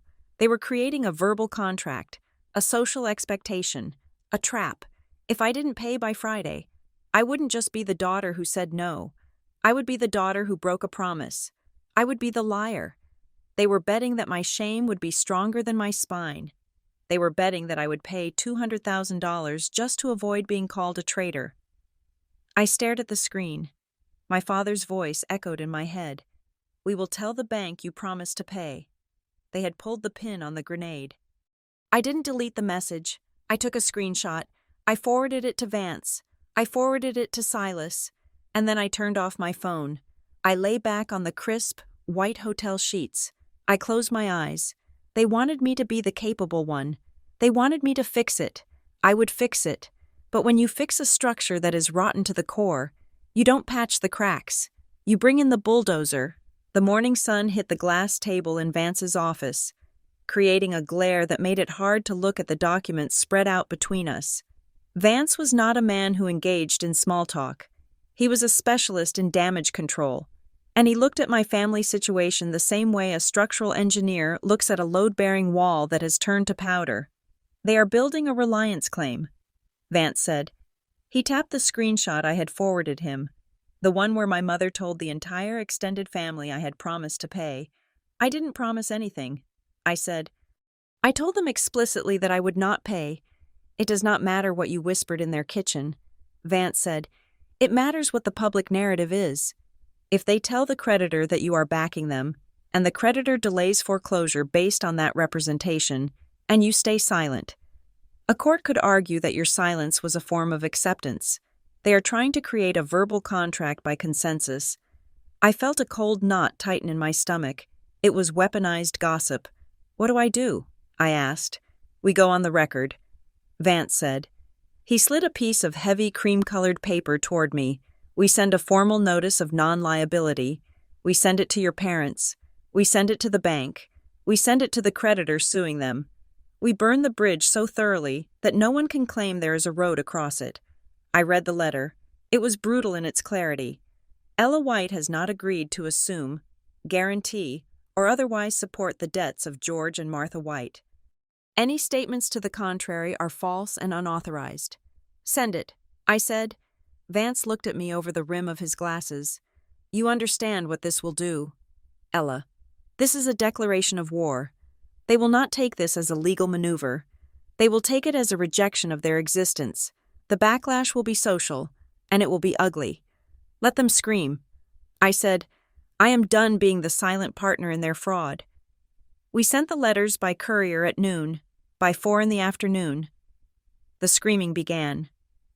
It didn't start with my parents. They were too smart to put their rage in writing immediately after receiving a legal notice. It started with the flying monkeys. The first call came from Mrs. Gable. She was my childhood neighbor, the woman who had taught me how to bake sugar cookies and who had knitted me a scarf when I went away to college. She was the grandmother I never had. I saw her name on my caller ID and felt a pang of guilt so sharp it almost doubled me over. I answered, Hello, Mrs. Gable. Ella. Her voice trembled. It sounded old and frail. I just got off the phone with your mother. She is hysterical. She said you sent a lawyer letter? To your own parents? I took a breath. Mrs. Gable, it is complicated. Is it? She asked. Because it sounds simple to me. It sounds like you have forgotten who held you when you scraped your knee. Your mother is sick with worry. Ella. She says they might lose the house. That house is the family heart. How can you let that happen? You have been so blessed. I am not letting it happen. I said, they made financial choices that— Don't talk to me about choices, she interrupted, her voice hardening. Talk to me about duty. Talk to me about honor. Your father is a proud man. For you to humiliate him with legal papers. I never thought you were cruel. Ella, I always defended you when people said you were too quiet. But maybe they were right. Maybe you are cold. She hung up. The line went dead. But the accusation hung in the air like smoke. Cruel, cold. 10 minutes later, a text from a cousin I hadn't spoken to in 3 years. Real nice. Ella, Aunt Martha is crying her eyes out. Hope your money keeps you company when nobody else will. Then a voicemail from the pastor of the church we attended when I was 12. Ella, this is Pastor John. I am calling to mediate. Your father is in a dark place. Scripture tells us to honor our father and mother. It does not say honor them only when it is convenient. Please, call me. Let us pray on this before you do something irrevocable. I sat in my office, the city skyline blurring behind me. It was a coordinated assault. My parents had deployed the community. They had taken my private boundary and broadcast it as a public betrayal. They were using the goodwill of good people as ammunition against me. I wanted to call them back. I wanted to explain. I wanted to scream. They stole my identity. They are lying to you. But I knew it wouldn't matter. The story had already been written. I was the villain. I was the prodigal daughter who returned with gold, but refused to share the feast. I turned off my phone. I went to the window and pressed my forehead against the cool glass. I was alone, or so I thought. 2 days later, a package arrived at my office. It was not sent by courier. It was sent via standard mail, wrapped in brown paper, with no return address. The handwriting on the label was spidery and faint. My assistant brought it in. This came for you, she said. It looks personal. I waited until she left. I cut the tape with a letter opener. Inside was a stack of photocopied documents and a handwritten note on a piece of lined yellow paper. Dear Ella, I saw the group text. I saw the way they are circling the wagons. It made me sick. I stayed quiet for 20 years because I didn't want to cause a rift. But seeing them do it to you, I can't stay quiet anymore. You are not the first one. They did this to your Uncle Robert in '98. They did it to me in 2004. They consume people. Ella, they use love as the bait, and guilt as the hook. Don't pay, run, love, Aunt Jean, my father's younger sister, the one who lived in a small apartment in Ohio and rarely came to holidays. The family narrative was that Jean was difficult and antisocial, that she had drifted away because she was jealous of my father's success. I looked at the documents she had sent. They were emails, old ones, printed out with dates from a decade ago. From George White. 2. Jean White. Date, November 14th, 2004. Jean. We are in a bind. The business deal didn't panic out. We just need a bridge loan, $10,000. We will pay you back in January. Mom would have wanted us to help each other. From Jean White. To George White. Date, February 2nd, 2005. George, I need that money back. My rent is due. You said January. From George White. To Jean White. Date, February 3rd, 2005. Stop harassing us. Jean, we are family, not a bank. You are being selfish. If you push this, don't expect to be invited to Christmas. I read through the stack. It was a timeline of predation. They had borrowed from cousins. They had borrowed from friends. They had co-signed loans they never intended to pay. And every time the bill came due, they pivoted to emotional blackmail. They accused the lender of being greedy. They weaponized the concept of family to absolve themselves of accountability. But the real smoking gun was at the bottom of the stack. It was a property title history report for my parents' house. Aunt Jean had evidently paid for a deep search. I looked at the transaction history. 1995. Purchase, mortgage, $150,000, 2002. Refinance, cash out, $40,000, 2008. Refinance, cash out, $60,000, 2015. Refinance, cash out, $80,000. 2021. Home equity line of credit, draw, $50,000. My breath hitched. They had been treating the house like a slot machine. Every time the market value went up, they refinanced and pulled the equity out to pay for. What? Cars? Vacations?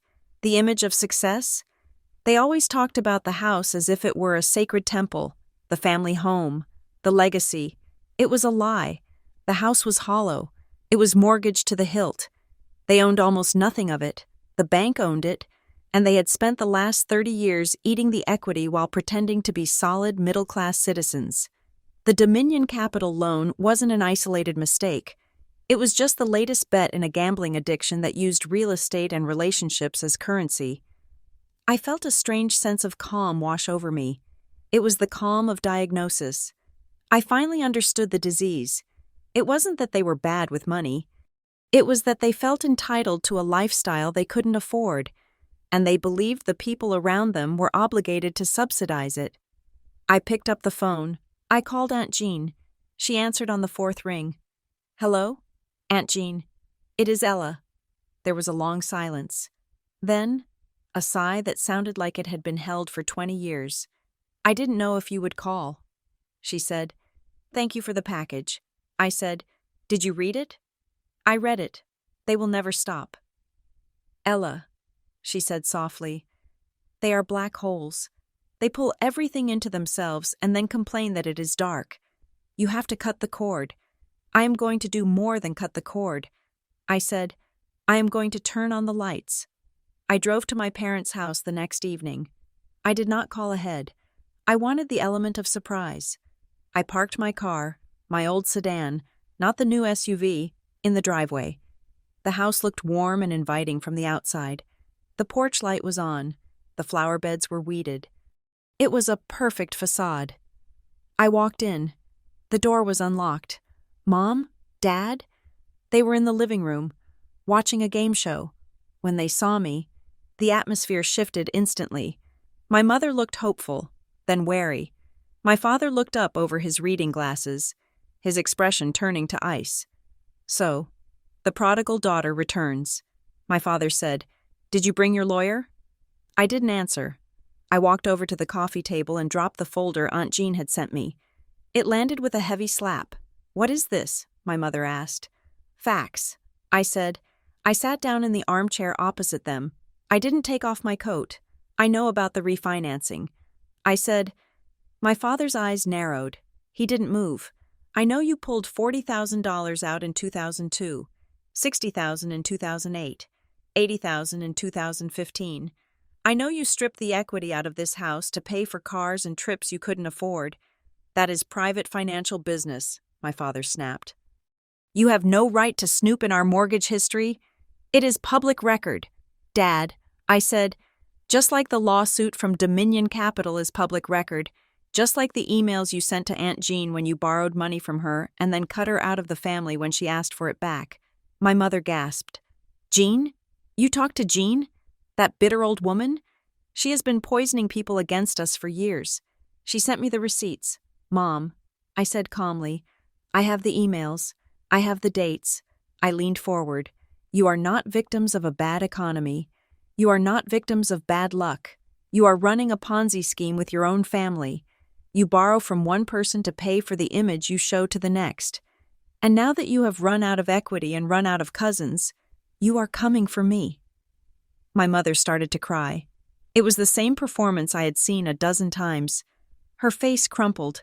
She brought her hands to her face. How can you say that? She wailed. We did our best. We gave you a good life. We are just people. Ella, we made mistakes. Why are you so judgmental? You sit there in your expensive coat and judge us because we struggled? I am not judging you for struggling. I said, I am judging you for lying. My father stood up. He was shaking with rage. "Get out," he said. "If you came here to insult us, get out of my house. I didn't move. I came here to offer you a way out." I said. He stopped. The word offer hung in the air. "I am not going to pay the Dominion debt," I said, "and I am not going to give you cash." "Then what are you offering?" He spat. "I will pay for a forensic accountant to organize your finances." I said. "I will pay for a bankruptcy attorney to guide you through restructuring. I will pay for a mediator to help you sell this house before the bank takes it." "Sell the house?" My mother shrieked. "This is our home. You want us to be homeless? You are already homeless." "Mom," I said brutally, "the bank owns this house. You are just squatting in it until they foreclose. If you sell now, you might salvage a tiny bit of dignity. If you wait, they will kick you to the curb. I will help you find a rental." I continued. "I will pay the deposit. I will help you move. But that is it. No cash transfers, no co-signing, no family support that puts me on the hook." My father stared at me. He was calculating. I could see the wheels turning behind his eyes. He realized that the emotional blackmail wasn't working. The shame campaign hadn't broken me. He sat back down. His rage seemed to evaporate, replaced by a smooth, transactional calm. "Okay," he said. My mother looked at him, shocked. "George?" He held up a hand to silence her. "Okay. Ella, you want to do it the hard way? Fine. We will do it your way. We will sell the house. We will file for bankruptcy. But we need a safety net while we do it." He reached under the cushion of his chair and pulled out a manila envelope. "I had a feeling you might come back with a structured offer," he said, "so I had my own lawyer draw something up. Since you are so fond of paperwork." He slid the envelope across the table. "It is a family support agreement," he said. "It is just a formality. It says you will cover the administrative costs of the transition, the moving trucks, the legal fees, the deposit on a rental, just what you offered. If you sign this, we will call off the dogs. We will tell everyone you are helping. We will tell the bank we have a plan." I opened the envelope. The document looked standard. Agreement for financial assistance. I scanned the first page. It listed the things he mentioned: moving costs, legal fees. But then I turned to page 3, Clause 7, subsection B. "The guarantor, Ella White, agrees to indemnify and hold harmless the beneficiaries, George and Martha White, against any and all outstanding liabilities impeding the liquidation of the primary residence, including but not limited to liens, judgments, and unsecured debts necessary to clear title." I froze. The Dominion capital debt was a judgment lien. In order to sell the house, the lien had to be paid. If I signed this, I wasn't just agreeing to pay for a moving truck. I was legally agreeing to pay off every debt attached to the house in order to clear title. It was a trap, a specific, legally binding trap buried in legal jargon. He knew exactly what he was doing. He wasn't a confused old man. He was a shark. I looked up at him. He was watching me. There was a tiny, tight smile on his lips. He was waiting for me to sign. He was waiting for the good daughter to surface and trust her father. He wasn't confused. He was strategic. I felt a wave of grief so profound it almost knocked the wind out of me. It wasn't grief for the money. It was grief for the illusion. I had spent my life thinking my parents were just flawed, or overwhelmed, or emotionally immature, but they weren't. They were predators, and I was the prey. I closed the folder. I didn't sign it. Nice try. "Dad?" I said. "What?" he asked, feigning innocence. "Clause 7, I said. "You are trying to trick me into paying the lien. You are trying to backdoor the debt onto my plate." He shrugged. It was a careless, dismissive gesture. "It is standard language. Ella, you are reading too much into it. I am reading exactly what is there." I said. I stood up. I picked up my purse. "I am done." I said, "The offer is off the table." "What?" My mother stood up. "No, you can't withdraw it. You said you would help." "I did." I said, "But you tried to trap me. You tried to swindle me in your own living room. I don't negotiate with people who try to steal from me, even if they are related to me." I walked to the door. "If you walk out, you are dead to us," my father screamed. The mask was fully off now. His face was twisted into a snarl. "You hear me? You are dead." I opened the door. The night air was cool. I didn't look back. I walked to my car. I got in. My hands were steady as I started the engine. I drove away. I didn't look in the rearview mirror. I knew what was back there. A house that was a shell. A family that was a shell. I was an orphan. I had been an orphan for a long time. I had just finally signed the paperwork. I drove toward the highway, intending to go back to the city, to the hotel, to the anonymity of a room service menu. My work phone buzzed on the passenger seat. It wasn't a text. It was a secure message from the firm's internal security division. Alert. Level 2. Security flag. I pulled over to the shoulder of the highway. I opened the message. From Internal Security to E. White, Ella. We need to talk. We have flagged multiple unauthorized inquiries into your employment file and your client list. The inquiries are not coming from a standard background check service. They are coming from a private intelligence firm known for corporate espionage. Someone hired them to dig up dirt on you. We traced the payment for the inquiry. It wasn't a corporate rival. The retainer was paid by a joint checking account linked to a George and Martha White. I stared at the screen. The blue light illuminated the interior of my car. They hadn't just tried to trap me with a contract. They had hired a private investigator to find something, anything, they could use to blackmail me. They were looking for professional leverage. They were willing to blow up my career, my $5 million a month contract, my entire life, just to get a piece of the payout. They were not just dead to me, they were the enemy, and the war had just moved from the living room to the boardroom. The fluorescent lights of the war room hummed with a sound that was almost identical to the ringing in my ears. It was Tuesday. The deadline for the sovereign debt restructure, the project that would determine whether my $5 million a month contract was renewed or terminated, was 4 p.m. I had been awake for 36 hours. My team was scattered around the long glass table, their faces pale, their ties loosened, their eyes locked on the monitors that tracked the flow of capital across 3 continents. We were trying to save a national airline from default while simultaneously negotiating a bridge loan from a consortium of hesitant investors. The stakes were $11 billion. If I failed, the airline collapsed. 40,000 people lost their pensions, and I went back to being a regular analyst with a destroyed reputation. My phone, which I had set to priority only, lit up. It was my mother. I stared at the screen. I knew I should ignore it. I knew that engaging with them during a crisis was like opening a window in a submarine, but the text that followed the call was specific. Emergency. Court date moved. We are at the lawyer's office. You need to be here, now. I typed a reply with one hand while adjusting a spreadsheet with the other. I am working. I cannot leave. I will call you at 6. The phone rang again immediately. I declined it. Then, a text from my father.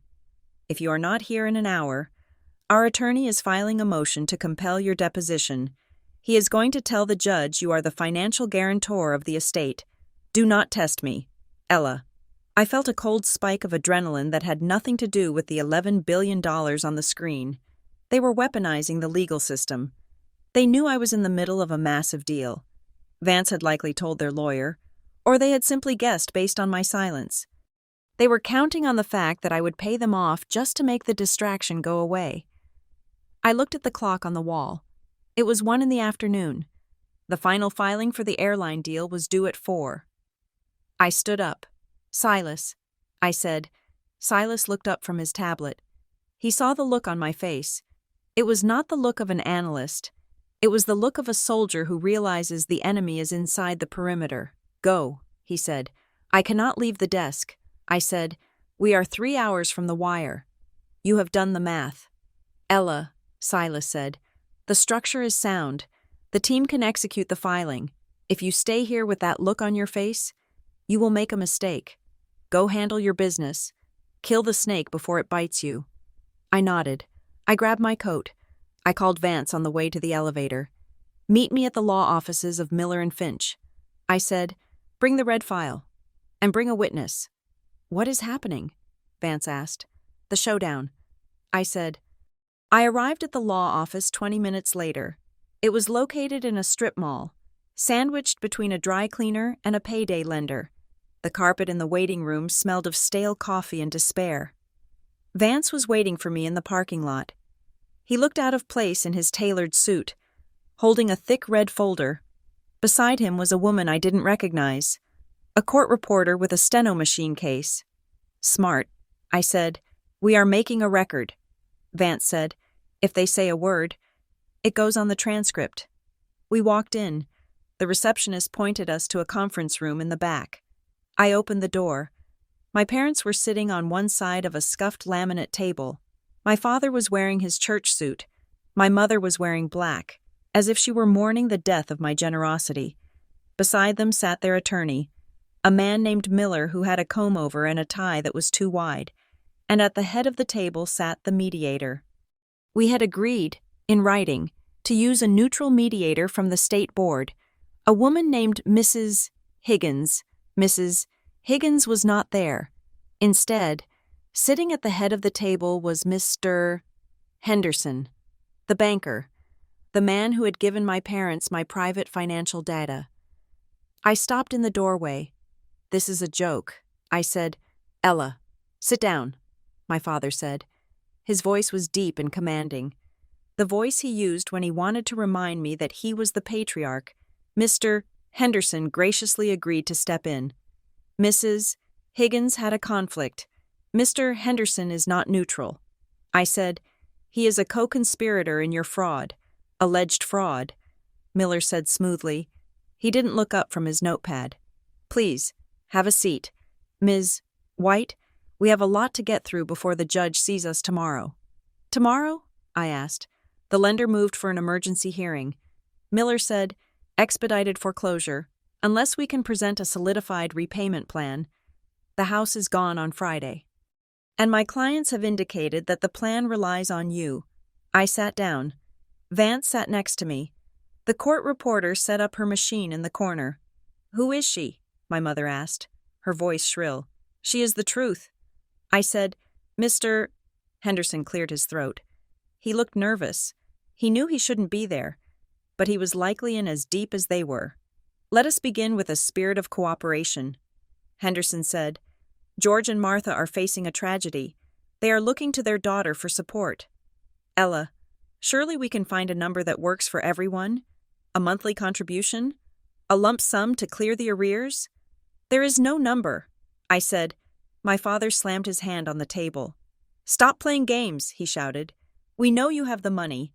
We know you paid off your loans. We know about the house. You are sitting on a gold mine and watching us drown. I am not watching you drown. I said, I offered to teach you how to swim. You refused. Miller leaned forward. He had the oily confidence of a man who bullied people for a living. Ms. White, let me be clear about our strategy for tomorrow. If we go before the judge, we intend to introduce witness testimony from neighbors, from family members, from your own mother, that you made verbal promises to support this household. We will argue that your parents entered into the Dominion loan based on your assurance of backing. That makes you a party to the reliance.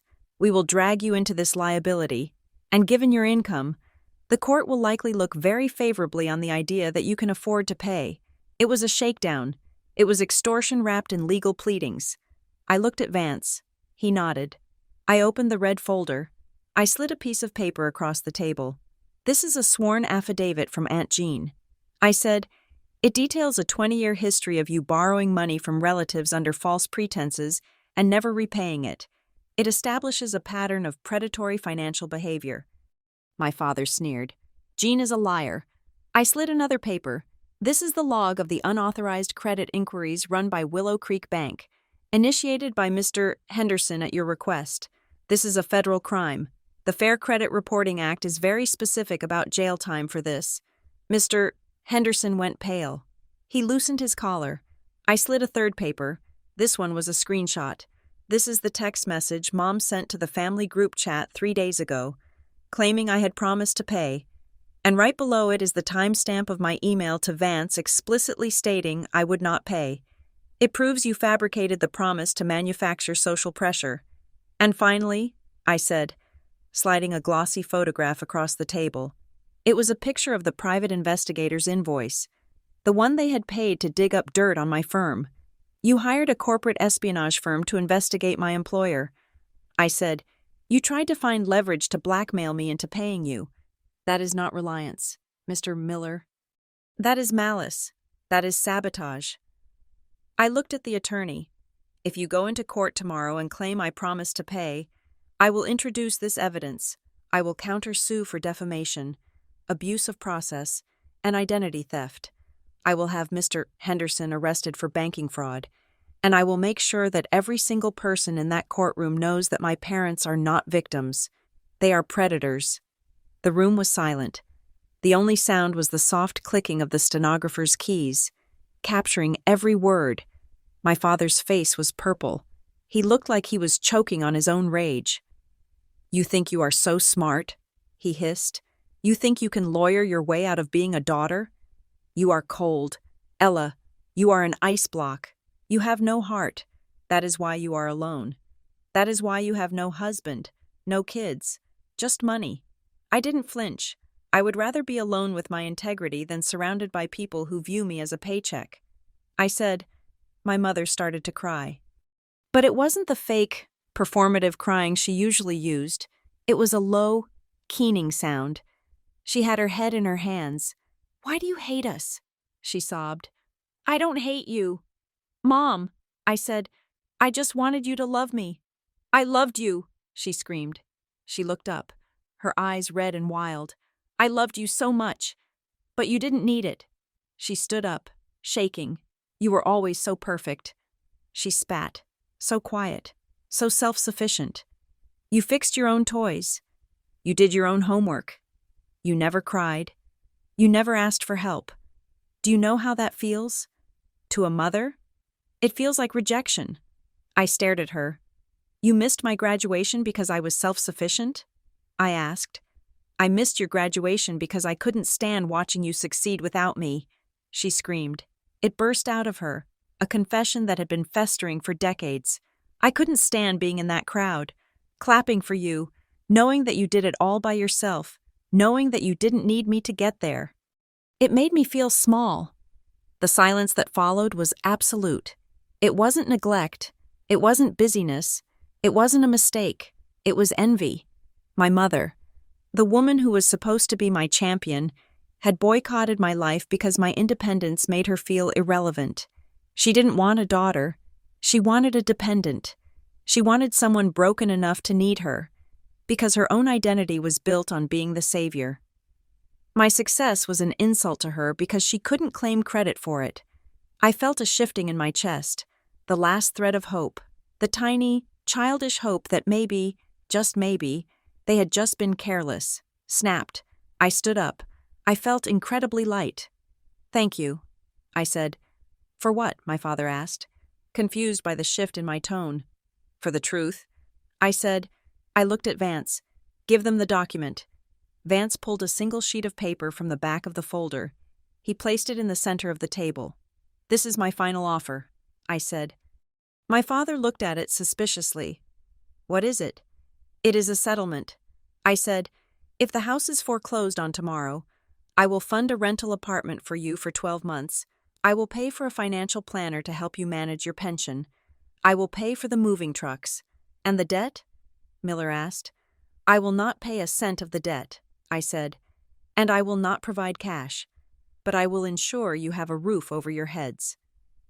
My parents looked at each other. It was a lifeline. It was more than they deserved. But there is a condition, I said. I pointed to the bottom of the page. You must sign this retraction. You must admit, in writing, that I never promised to pay your debts. You must admit that you misrepresented my financial involvement to the bank and the family. And you must agree to a permanent non-disclosure agreement. You will never speak about my finances, my job, or my location again. My father read the paper. His hands were shaking. If I sign this, he whispered, I am admitting I lied. Yes, I said. And everyone will know? Only if you breach the agreement. I said, otherwise, it stays in the file. He looked at the paper, then he looked at me. He hated me. I could see it in his eyes. He hated me because I had beaten him. He hated me because I had the power. But more than that, he hated the idea of losing control. If he signed that paper, he was admitting that I was the authority. He was admitting that he was the child and I was the adult. He crumpled the paper in his fist. "Go to hell," he said. He threw the paper at me. It hit my chest and fluttered to the floor. "We don't need your charity," he sneered. "We will take our chances with the judge. We will tell the world what you are. We will shame you until you break." My mother nodded, wiping her eyes. She had composed herself. The mask was back on. "You will regret this. Ella," she said. "You will die alone in that big house, and your money won't hold your hand." I looked at them one last time. I memorized their faces, the bitterness, the entitlement, the tragedy of two people who would rather burn down their own lives than admit they were holding the matches. I picked up the crumpled paper. I smoothed it out. I put it back in the folder. "I won't die alone. Mom," I said softly, "because I am finally letting go of the ghosts who have been haunting me." I turned to Vance. "We are done here." We walked out. We walked through the dingy waiting room, out into the parking lot. The sun was setting. The air was cool and crisp. I checked my watch. It was 5 in the afternoon. My phone buzzed. It was a secure message from Silas. "Deal closed. Airline is solvent. The board approved the renewal. Your contract is locked for 2 years. Congratulations, partner." I let out a breath I didn't know I was holding. I had done it. I had saved the airline. I had secured my future. I had $10 million a year guaranteed. I looked at Vance. "Did we win?" I asked. Vance looked back at the law office door. "Legally? We have enough evidence to crush them if they file tomorrow. The retraction attempt, the recording of the meeting, the fraud. They have no case. They are bluffing with a pair of twos. And personally?" I asked. Vance put a hand on my shoulder. "You walked away.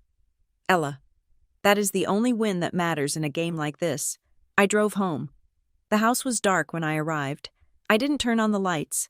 I walked into the kitchen and poured a glass of water. I stood by the window, looking out at the oak trees silhouetted against the purple sky. My phone buzzed again. It was a text from an unknown number. I knew who it was. "We are filing tomorrow. You will be named. The whole family knows what you did today. You are a disgrace." I stared at the screen. The threat was real. They would file. They would drag my name through the mud. They would call my employer.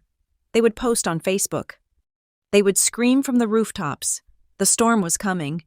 But as I stood there, in the silence of the house I had bought with my own money, I realized something. The silence wasn't empty anymore. It wasn't the lonely silence of the girl who waited for parents who never came. It was the silence of a fortress. I navigated to my photos. I scrolled back, past the screenshots of evidence, past the pictures of legal documents. I found the photo from graduation, the one where I was forcing a smile, holding my diploma, with the empty seats in the background. I looked at that girl. She looked so scared. She looked so desperate for someone to claim her. I tapped the screen. Delete. The photo vanished. I put the phone down on the counter. I didn't block the number. I didn't reply. I simply let the screen go black. I took a sip of water. I watched the moon rise over the trees. I was ready for the lawsuit. I was ready for the gossip. I was ready for the war. Because for the first time in my life, I wasn't fighting for their approval. I was fighting for my peace. And that was a battle I had already won. Thank you so much for listening to Ella's story. It has been a journey walking in her shoes, exploring the painful reality of transactional family dynamics and the heavy price of freedom. This story wasn't just about revenge. It was about the moment we realized that saving ourselves sometimes means letting go of the people we were taught to hold on to. I would love to hear from you. Where are you listening from today? Drop your city or country in the comments below. If you enjoyed this story and want more realistic, high-stakes drama, please subscribe to Revenge Stories. I have many more tales from the American heartland to share with you. And tell me in the comments, do you think Ella made the right choice by walking away? Or should she have paid the debt to save the family home? I read every single thought you share. Until next time, protect your peace.